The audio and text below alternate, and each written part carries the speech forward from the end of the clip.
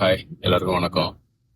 So இந்த வீடியோவில் நான் எதை பற்றி டிஸ்கஸ் பண்ணணும்னு இருக்க போகிறேன்னா, ரீசெண்டாக தமிழ்நாட்டில் வந்து குற்றங்கள் அதிகரிச்சிச்சு, சட்ட ஒழுங்கு வந்து ரொம்ப மோசமான நிலையில் இருக்குன்னு சொல்லி சோஷியல் மீடியாவில் நிறைய பேர் பேசுகிறத நான் பார்க்குறேன். ஸோ இந்த வீடியோவில் வந்து நான் அதை பற்றி தான் டிஸ்கஸ் பண்ணணும்னு விருப்பப்படுறேன். பொதுவாக இந்த சட்ட ஒழுங்கு பிரச்சனைங்கிறது பல்வேறு குற்றங்களை வந்து உள்ளடக்கின ஒரு விஷயம் தானே வச்சுக்கோங்களேன். அது எல்லாத்துக்குமே நல்லாவே தெரியும். ஸோ ஏதாவது ஒரு வகையில் நடக்கக்கூடிய கொலை, கொள்ளை, பாலியல் ரீதியான குற்றங்கள் இது எல்லாத்துமே அதுக்குள்ள அடங்கினது தான். ஸோ இது எல்லாமே சட்ட ஒழுங்குக்குள்ள வரும்போது தமிழக முதல்வர் திரு விஜய் அவர்கள் அப்படின்னு மட்டும் இல்லை, எந்த ஒரு தலைவர் தமிழகத்தை ஆண்டாலுமே இந்த குற்றங்கள் அவ்வப்போது நடந்துகிட்டு தான் இருக்கு. நம்ம இதுக்கு முன்ற காலகட்டங்கள்லயும் பார்த்துருக்கோம், இப்போவும் ரீசெண்டா நடக்குது. ஸோ ஒரு சிஎம் சார் வந்து ஆட்சி பொறுப்பு ஏற்றதுக்கு அப்புறம் இப்போ அரௌண்ட் 1 மந்த் ஆக போகுது. இந்த 1 மந்த்ல நிறைய குற்றங்கள் நடந்ததை நம்ம பார்த்துருக்கோம். என்ன கேட்டா, இதனுடைய குற்றங்களே இல்லாத ஒரு தமிழ்நாட்டை உருவாக்க முடியுமான்னு கேட்டா அது ஒரு பெரிய கொஸ்டின் மார்க் தான். அது எல்லாத்துக்குமே தெரியும். ஏதோ ஒரு வகையில அங்கங்க ஒரு சில குற்ற செயல்கள் நடந்துகிட்டு தான் இருக்கும். இப்போ இந்த சட்ட ஒழுங்கு கண்ட்ரோல்ல வைக்கணும் அப்படின்னா அது சிஎம்மோட பொறுப்பு மட்டும் கிடையாது. அவருக்கு கீழே பணியாற்றக்கூடிய ஒரு துறையை சார்ந்த, குறிப்பா காவல்துறையை சார்ந்த எல்லாருடைய ஒரு பொறுப்பு. மெயினா வந்து அதுக்காக தான் அவங்க எல்லாமே வந்து ராத்திரி பகலா உழைச்சிக்கிட்டு இருக்காங்க. இதுக்கு முந்தின ஆட்சியிலையும் சரி, இப்பவும் சரி, எப்பயுமே வந்து காவல்துறை வந்து குற்றங்களை வந்து தடுக்கிறதுக்கும் குற்றங்களை குறைப்பதற்கும் குற்றம் செய்யறவங்கள பிடிச்சி அவங்களுக்கான தண்டனைகளை வாங்கி கொடுக்கறதுக்கும் எப்பயுமே தீவிரமா உழைச்சிக்கிட்டு தான் இருக்காங்க. ஸோ என்னை பொறுத்த வரைக்கும் இதை வந்து ஜீரோ பண்ண முடியுமான்னு கேட்டா கண்டிப்பா முடியாது. ஏதோ ஒரு காரணங்களுக்காக சில குற்றங்கள் அவ்வப்போது நடந்துகிட்டு தான் இருக்கும். நான் என்ன சொல்றேன்னா, இப்போ சிஎம் சார் வந்து பொறுப்பேற்றதுக்கு அப்புறம் குற்றங்கள் அதிகமா நடக்குது அப்படின்றத வந்து ரொம்ப என்ஹான்ஸ் பண்ணி சொல்றது வந்து சில கட்சிகளாகட்டும், இல்ல கட்சியை சார்ந்தவர்களாகட்டும், இல்ல ஊடகவியலாளர்களாகட்டும், இல்ல ஒரு மக்களுடைய பொதுநலன் விரும்பிகளாகட்டும், எல்லாமே அதை ஹைலைட் பண்றாங்க. அது ஒரு நல்ல விஷயம்தான். ஏன்னா நமக்கு பிடிச்ச ஒருத்தர் வந்து நாட்டோட சிஎம்மா இருக்காரு அப்படிங்கிற ஒரே காரணத்துக்காக நடக்கிற தவறுகளை சுட்டி காட்டாம நம்ம இருக்க முடியாது. இது சுட்டி காட்டுறது ஒரு வகையில நல்லதுதான் வச்சுக்கோங்களேன். அப்பதான் அது அதன் மீதான ஒரு கண்ணோட்டம் வந்து, அதாவது எப்படி சொல்றதுன்னா, அந்த மாதிரியான குற்றங்கள் மீது அரசாங்கம் வந்து கவனம் செலுத்தி அதை குறைப்பதற்கும் அந்த மாதிரி நிகழ்வுகள் நடக்காம தடுப்பதற்கும் முன்னெச்சரிக்கை நடவடிக்கைகளை அவங்க மேற்கொள்வாங்க. ஸோ என்ன கேட்டா, நான் இப்போ சிஎம் சார் வந்து அனௌன்ஸ் பண்ணியிருக்கிற சேஃப்டி ரிலேட்டட், அது மெயினா வந்து உமன் சேஃப்டி ரிலேட்டடா இருக்கக்கூடிய அந்த சிங்கப்பெண் அதிரடிப்படை திட்டம் வந்து கொஞ்சம் சீக்கிரமாவே வந்து செயல்படுத்துவாங்கன்னு நினைக்கிறேன். ஸோ அந்த திட்டம் வரும் பட்சத்துல பெரும்பாலான குற்றங்கள் வந்து நடைபெறாமல் தடுக்கப்படுறதுக்கான வாய்ப்புகள் இருக்குன்றத நான் நம்புறேன். ஏன்னா நார்மலா ஒரு குற்றம் நடந்துருச்சு அப்படின்னா அதுக்கப்புறமா தான் நம்ம வந்து போலீஸ் ஸ்டேஷனுக்கு போறதோ, இல்ல அதை பத்தி கம்ப்ளைண்ட் பண்றதோ, இல்ல அது ஒரு பெரிய குற்றமா இருக்கிற பட்சத்துல எல்லாரும் அதை பத்தி பேசுறதோ, இந்த நிகழ்வுகள் எல்லாம் நடக்கும்.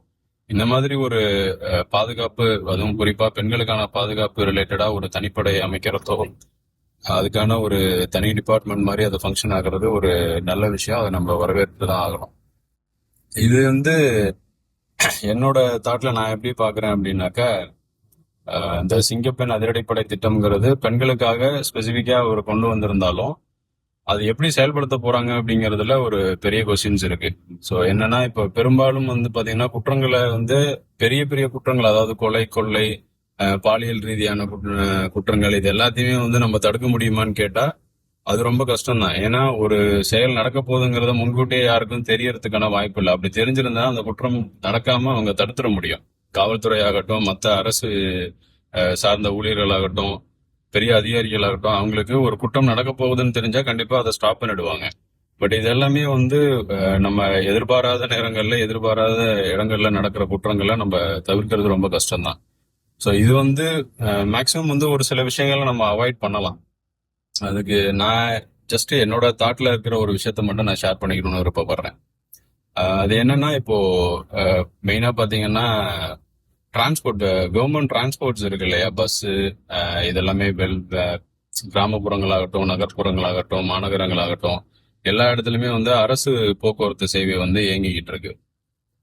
இதுல வந்து பாத்தீங்கன்னா சின்ன சின்ன குற்றங்கள், அதாவது குறிப்பா பெண்களுக்கு இழைக்கப்படுகிற சீண்டல்கள், இந்த மாதிரியான குற்றங்கள்லாம் பாத்தீங்கன்னாக்கா அதிகபட்சமா பஸ்ல நடக்கும். அதே மாதிரி மது போதையில வந்து பஸ்ல பயணம் செய்யறவங்களால வந்து நிறைய தொந்தரவுகள் பயணிகளுக்கு ஏற்படுது. அது மூலியமா அதுவே வந்து ஒரு பெரிய குற்றமா மாறுறதுக்கான ஒரு வழிவகை ஏற்படுத்துது. இப்ப நான் என்னோட லைஃப்லயே பர்சனலா எக்ஸ்பீரியன்ஸ் பண்ணியிருக்கேன். ஒரு பஸ்ல வந்து ஒரு மது போதையில ஒரு ஒரு நபர் வந்து ஒருத்தங்கள்ட்ட ஒரு தவறான சீண்டல்ல ஈடுபடுறாங்க அப்படிங்கும் போது அவங்கள தட்டி கேட்கிறோம் அப்படின்னாக்கா, அந்த பிரச்சனை அங்க நடந்து முடிஞ்சதுக்கு அப்புறம் அந்த தனி நபருக்கும் தட்டி கேட்ட நபருக்குமான ஒரு தனிப்பட்ட ஒரு பகை ஒன்றும் உண்டாகுது. அது மூலியமா அவங்களுக்குள்ள ஒரு குற்றம் நடப்பதற்கான வாய்ப்புகளை அதிகப்படுத்தக்கூடிய சில விஷயங்கள் நடக்குது. இதை நான் என்னோட பர்சனல் லைஃப்ல எக்ஸ்பீரியன்ஸ் பண்ணியிருக்கேன். ஸோ இதெல்லாம் தவிர்க்கணும் அப்படிங்கிறதுக்கு நான் என்னோட மைண்ட்ல இருக்கிறது என்னன்னா, ஆல்ரெடி வந்து தமிழ்நாடு கவர்மெண்டோட டிரான்ஸ்போர்ட் டிபார்ட்மெண்ட் வந்து லாபகரமா இயங்கல அப்படின்றது பெரும்பாலும் எல்லாருக்கும் தெரிஞ்சிருக்கிற ஒரு விஷயம் தான். ஸோ நான் என்ன விருப்பப்படுறேன்னா, கவர்மெண்ட் டிரான்ஸ்போர்ட்ல இருக்கிற கண்டக்டர்ஸ், அதாவது மெயினா டிரைவர்ஸ் எல்லாமே டிரைவ் பண்றாங்கன்னா, கண்டக்டர்ஸ் வந்து டிக்கெட் கொடுத்த நேரம் போக மற்ற நேரங்கள்ல பாத்தீங்கன்னா வாகனங்கள்ல பெரும்பாலும் வந்து ஐடியலா தான் இருக்காங்க. ஸோ அவங்களுடைய இதர பணிகளை அவங்கள செஞ்சாலுமே டிக்கெட் கொடுக்கிற நேரங்கள் போக மற்ற நேரங்கள்ல ஐடியலா தான் இருக்காங்க. நான் என்ன நினைக்கிறேன் அப்படின்னாக்கா, இந்த கண்ட்ரக்டர் அப்படின்ற ஒரு சிஸ்டம் வந்து நம்ம டிரான்ஸ்போர்ட்ல இருந்து ரிமூவ் பண்ணிட்டு அவங்களுக்கான மாற்று வேலை வாய்ப்புகளை ஏற்படுத்திக்கலாம். அப்படி அவங்கள ரிமூவ் பண்ணா இப்ப பஸ் எல்லாமே டிக்கெட் மற்ற விஷயங்கள்லாம் எப்படி நடைமுறையில இருக்கும் அப்படின்னா, அதுக்கு என்னோட தாட்ல இருக்கிற ஒரு சின்ன விஷயத்த மட்டும் நான் சொல்றேன். இப்ப இருக்கிற லேட்டஸ்ட் டெக்னாலஜிஸ்ல, இந்த அட்வான்ஸ்டு டெவலப்டு சொசைட்டில நம்ம எல்லாமே வந்து உள்ளங்கையில அடங்கிடுச்சு. போன்லயே நம்ம எல்லாமே பண்ண முடியும். ஒரு மூவி டிக்கெட் புக் பண்றதுல இருந்து நம்ம டிராவல் பண்ணக்கூடிய விஷயங்கள் எல்லாத்தையுமே நம்ம வந்து ஈஸியா வந்து போன் மூலியமாவே புக் பண்ணிக்கிறோம். ஸோ நான் என்ன கேட்டுக்கிறேன் அப்படின்னாக்கா, இந்த டிக்கெட் புக்கிங் சிஸ்டம் வந்து எல்லா இடத்துக்குமே நீங்க வந்து இம்ப்ளிமெண்ட் பண்ணலாம். ஃபார் எக்ஸாம்பிள், இப்ப நான் எப்படி சொன்னா, ஒரு கிராமப்புறம் இருக்கு, ஒரு பஸ்ல வந்து ஒரு 55 பேர் பயணிக்கக்கூடிய ஒரு பஸ்ஸோட கெப்பாசிட்டி இருக்கு அப்படின்னாக்கா, அந்த பஸ்ல வந்து குறைஞ்சபட்சம் 50% நம்ம வச்சுக்கிட்டா கூட பெண்களும் கல்லூரிக்கு பள்ளிக்கு போகக்கூடிய மாணவ மாணவிகளும் போறாங்க. ஸோ அவங்களுக்கு எல்லாமே பாத்தீங்க அப்படின்னாக்க கவர்மெண்ட் பஸ்ல ஃப்ரீயா தான் டிராவல் பண்ண போறாங்க. அப்படிங்கும்போது கிட்டத்தட்ட 50% ஒர்க், டிக்கெட் கொடுக்குற ஒர்க் வந்து கண்ட்ரக்டருக்கு அந்த லோடு வந்து குறைஞ்சிருது. ஸோ ரிமைனிங் 50% யாருன்னு பாத்தீங்கன்னா, தினமும் வெளியூர்களுக்கு வேலை சம்பந்தமா போறவங்க, கூலி தொழிலாளிகள், அலுவலகத்துல வேலை செய்யறவங்க, இந்த மாதிரி தினந்தோறும் வேலைக்கு போயிட்டு வர்றவங்க தான் அதுல பயணிக்கிறாங்க. ஸோ அதுலயும் வந்து படிப்பறிவும் அடிப்படையா வந்து போன்ல இந்த புக்கிங் ரிலேட்டடா இருக்கக்கூடிய நாலேஜ் இருக்கிறவங்க மினிமம் ஒரு 10% நம்ம வச்சுக்கிட்டோம் அப்படின்னா கூட, ரிமைனிங் இருக்கிற 40% பீப்புளுக்கு தான் வந்து ஒரு கண்டக்டரோட டிக்கெட் கொடுக்குற அந்த ப்ராசஸும் மற்ற விஷயங்களை கண்காணிக்கிற விஷயமும் அவருக்கு இருக்கும். ஸோ நான் என்ன சொல்றேன்னா, அந்த கண்டக்டரை அந்த ப்ராசஸ்ல இருந்து ரிமூவ் பண்ணிட்டு, முடிந்த வரைக்கும் ஒரு ஆப் மூலியமா சின்ன குக்கிராமத்துல கூட நீங்க பஸ்ல பயணிக்கிறீங்க அப்படின்னாக்க, பெரும்பாலும் ஆண்கள் தான் அந்த டிக்கெட் எடுக்க போறாங்க. பெண்களுக்கு ஃபுல்லா இலவசம்னு ஆயிடுச்சு. அப்படி இருக்கும்போது அந்த ஆண்கள் வந்து தங்களுடைய போன் மூலியமா டிக்கெட்ஸை வந்து புக் பண்ணிட்டு, அதனுடைய கியூஆர் கோடோ இல்ல அதனுடைய ஸ்கிரீன்ஷாட்ஸோ வச்சுட்டு அவங்க பஸ்ஸுக்குள்ள என்டர் ஆகும்போது ஜஸ்ட் ஸ்கேன் பண்ணிட்டு உள்ள போயிடலாம். ஸோ இதுக்கப்புறம் பாத்தீங்க அப்படின்னாக்க, டிக்கெட் எடுக்க முடியாது, எடுக்கிறதுக்கான அடிப்படை வசதிகள் இல்லாதவங்க, அதாவது அது எப்படி பண்ணணும்ன்ற ப்ராசஸ் தெரியாத மக்களுக்கு அந்தந்த பேருந்து நிலையங்கள்ல அவங்க வந்து ஒரு ஒரு ஸ்டாப் டு ஸ்டாப், ஒரு பஸ் ஸ்டாண்ட்ல இருந்து ஏறி ஒரு ஊருக்கு டைரக்டா போய் இறங்க போறவங்க அந்த பஸ் ஸ்டாண்ட்ல இருக்கிற ஆபீஸ்லயே வந்து நான் எந்த இடத்துக்கு போகணுமோ அந்த இடத்துக்கான டிக்கெட்டை டைரக்டா அவங்க அங்கேயே வாங்கிக்கலாம். வாங்கிட்டு வாகனங்களுக்குள்ள ஏறும்போது அந்த இடத்துல அங்க ஸ்கேன் பண்ணிட்டு அவங்க இந்த பயணத்தை வந்து தொடரலாம்.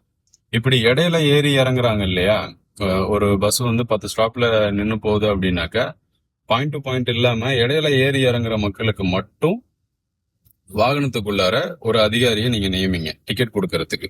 அப்படி பாத்தீங்கன்னா கிட்டத்தட்ட வந்து ஒரு 10% வந்து பஸ் ஸ்டாண்ட்லயே டிக்கெட் எடுக்கிற பீப்புள் போறாங்கன்னா, 30% பீப்புளுக்கு மட்டும்தான் நாம வந்து டிக்கெட்டு பஸ்ஸுக்குள்ள ஏறினதுக்கு அப்புறம் கொடுக்கக்கூடிய ஒரு சூழல் ஏற்படும். அப்போ அந்த கண்ட்ரக்டருக்கு பதிலா நீங்க வந்து இப்போ சிங்கப்பெண் அதிரடிப்படை திட்டம்னு சொல்லி பெண்களுக்கான பாதுகாப்புக்கு அதிகாரிகளை நியமிக்கிற மாதிரி, காவலர்களை நியமிக்கிற மாதிரி, போக்குவரத்துலயும் வந்து ஒரு ஒரு பஸ்லயும் ஷிஃப்ட் பேசிஸ்ல கண்ட்ரக்டருக்கு பதிலா ஒரு போலீஸ் ஆபீசரை நீங்க அங்க அப்பாயிண்ட் பண்ணலாம். ஸோ அந்த போலீஸ் ஆபீசருடைய பிரதானமான வேலை அந்த வாகனத்துல அந்த பஸ்ல பயணிக்கக்கூடிய பயணிகளோட பாதுகாப்புக்கு உறுதி செய்யுமாறு அவங்க வந்து முழுமையான கண்காணிப்புல ஈடுபடலாம். ஸோ உள்ள வந்து யாரு ஏறுறா, யாரு எங்க இறங்குறா, அவங்க கொண்டு வரக்கூடிய பைகளை சோதனையிடுறதாகட்டும், சந்தேகம் வர்ற பட்சத்துல அவங்க கொண்டு வரக்கூடிய பைகளை சோதனையிடுறதாகட்டும், மற்றபடி ஒருத்தர் வந்து மது போதையில வாகனத்துல ஏறுறாரு, இல்ல ஒரு தவறான கண்ணோட்டத்துல வாகனங்களுக்குள்ள ஏறி பெண்களுக்கு வந்து ஏதாவது ஒரு தொந்தரவு பண்ணக்கூடிய வகையில நடந்துக்கிறாரு அப்படின்னா அது எல்லாத்தையுமே கண்காணிக்கிறதுக்கு அங்க ஒரு காவலர் இருக்காரு அப்படிங்கிற பட்சத்துல இந்த குற்ற செயல்களில் ஈடுபடக்கூடிய எண்ணம் உள்ள யாருமே வந்து அந்த வாகனத்துக்குள்ள ஏறுறதுக்கு கொஞ்சம் தயங்குவாங்க.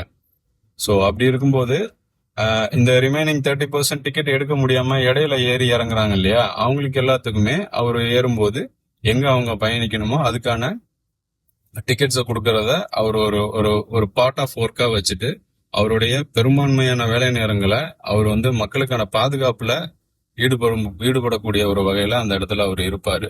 ஸோ இப்படி எல்லா பஸ்லயுமே வந்து கிராமப்புறங்கள், நகர்ப்புறங்கள், மாநகராட்சி, நகராட்சி எல்லா இடத்துல இருக்கக்கூடிய எல்லா டிரான்ஸ்போர்ட்லயும் இப்படி ஒரு போலீஸ் ஆபீசர் உள்ள இருக்காரு அப்படிங்கிற பட்சத்துல குற்றங்கள் செய்யக்கூடிய நபர்களுக்கு அந்த ஒரு பயம் ஏற்படும். ஸோ பெரும்பாலும் இந்த பயணங்கள்ல ஏற்படக்கூடிய நிறைய குற்றங்களை நம்ம தவிர்த்திடலாம். மெயினா சொன்ன பிட் பாக்கெட் அடிக்கிறது, பெண்களை சீன்றது, அப்புறம் வந்து மற்றவங்களோட உடைமைகளை திருடிட்டு போறது, இல்லீகலான பொருட்கள், அந்த ட்ரக்ஸ், போதைப் பொருட்கள் எடுத்துட்டு போறது, அது இல்லாம சட்டவிரோதமான செயல்களை செய்யறதுக்காக சில பொருட்களை எடுத்துட்டு போறது, இது எல்லாத்தையுமே வந்து முடிஞ்ச அளவுக்கு கட்டுப்படுத்த முடியும். அது மட்டும் இல்லாம ஒரு போலீஸ் ஆபீசர் நம்மளை சுத்தி எப்பயுமே இருக்காரு அப்படிங்கும்போது எல்லாருக்குமே வந்து ஒரு ஒரு பாதுகாப்பான உணர்வும் ஏற்படும். ஸோ இது வந்து இந்த மாதிரி பண்ணா இது கொஞ்சம் ஒரு பெஸ்ட் வேவா இருக்கும் அப்படின்றது என்னோட தாட்டு. இது வந்து ப்ராக்டிக்கலா பாசிபிளான்னு கேட்டா எதுவும் சாத்தியமே. நம்ம சரியான முறைப்படி ஒரு ஒரு தாட் நமக்கு வருதுன்னா அதுல எப்பயுமே வந்து எல்லாமே பிளஸ்ஸா இருக்கும்னு சொல்ல முடியாது. எல்லாத்துலயுமே வந்து பிளஸும் இருக்கும், மைனஸும் இருக்கும்.